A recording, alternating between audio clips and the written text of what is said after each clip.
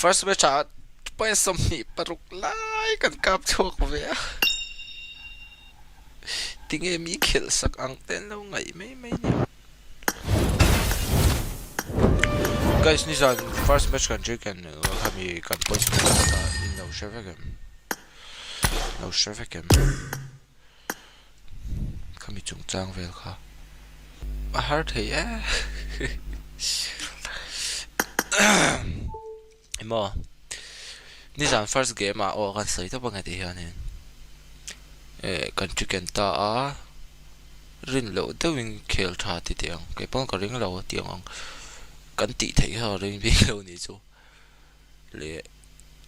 dik tak engan soyanga khel ka tum to lo ta pani pubg ka content tu na ka content ti vel a hian in solving ka du zo ka e tuna ka content de a hian in solving ka du zo ka in pubg khel ka tum to lo ta pani chu se energy na ti ron biata a last nan len tling hlau takin kan khel le me tiang ka ti energy a lu ta screens po ka khel pui ngai lo rising a tournament che ka lu ta ne me ya bak chu ei ka content vel boy puin chhuan ne wangai box ya e ka khel pui ngai lo ta pani screens vel phei chu chon e no khanen tikhan qualify round na kan tla world card kan khela world card tang kan tling hlawa chon quarter final kan khele kan tle a world card kan khele kan tling le a chon semi final kan khela semi final chu world card khel ngai lawin kan tling ta chon e group final alone ya group final first match kan khela he len tikta ko soidong kan tling karing lo ni players ngai tuin e engata ma tling lo pun la kalana lo ang kati hania ma se first match kan khel thata phio na harin ai takin kan van ya kan lama zone bet topa e zone lu har sa em lawa chong kan chicken na kan khel zo wan lim tu kan lom tu steve a page om ngai na sha le lo ha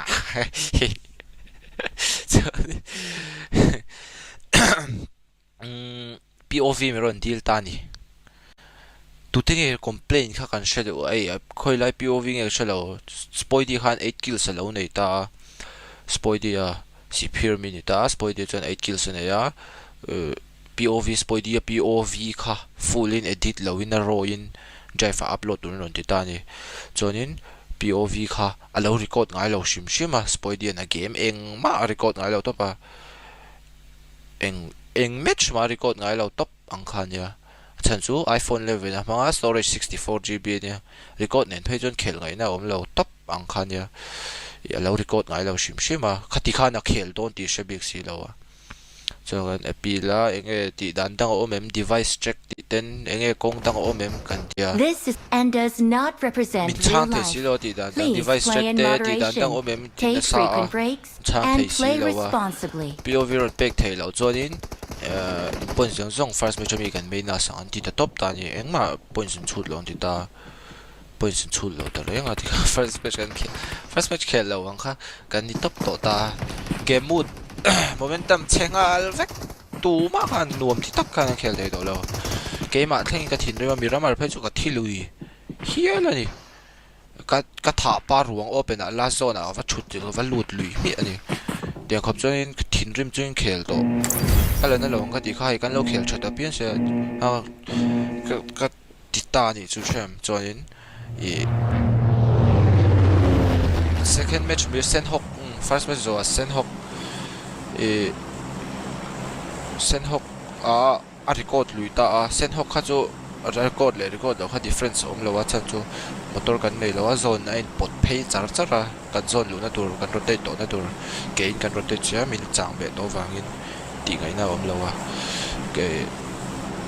kha chu sen hok kha chu record lo po ni se khel chhe don tho tho diang kha ji to chon miramar chu diang pakin e a khel lok lo line ka ren nei lo wa DC a spoidy a big char char so yang a DC to pa chonin a DC line an lo ka plum ta chon e la zone kan survive thleng tho ni ke thin rim to a ti khan engma ke bu dom thei do lo ta e chonin zan in life kan ena first game live ka end leta comments na khan energy tinge points kat sak ni ve khan soita chonin e comments na khanin energy POV pek tu man POV pek thei lo wangin an point chi chut sak ani lo ni an ti ta ni tu man an ti ta chi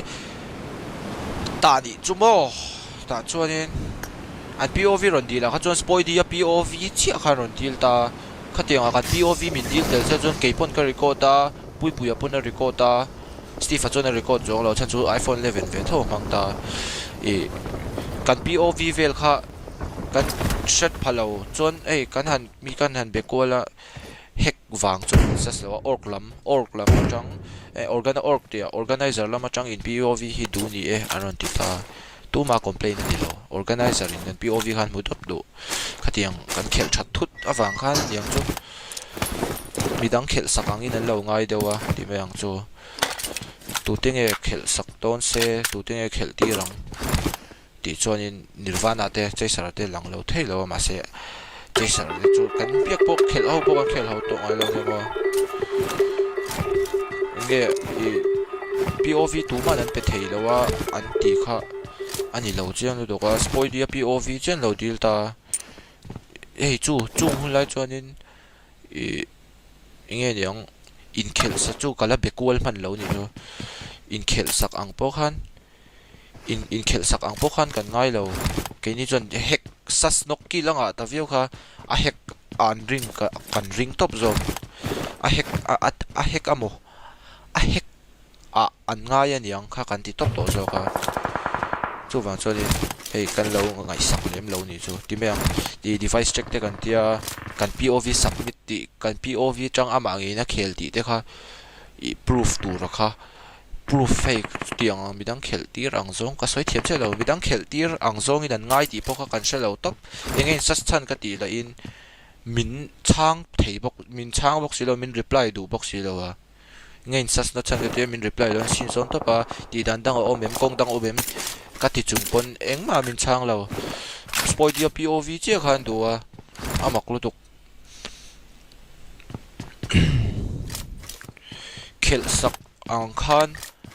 an lo ngai ti chu sheila khang lai da chuan pui na record po la ne ya kaipon ka record po kal la ne ya enge kan thon mei tur an ye chuan a chiang le mei tur nia khata engman soi si lo third match chang kan vai POV an du thun zon soi ta tiang vel khan ya chuan an record thei lo ai ti eng khelang ti ve hang kan la ti thoni chu chuan in face game in kan ngai shathiam theng chau ti kha om ta chon zanina te pon local khoma heta kan khela heta chang kan live topa shathiam lo nge points min pe sak ta chan khamo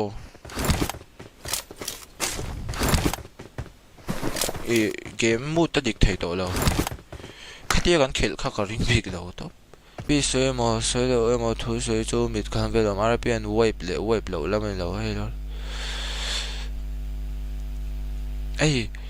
aui om ve ni chu shem kan khel that chun khatia in ti sak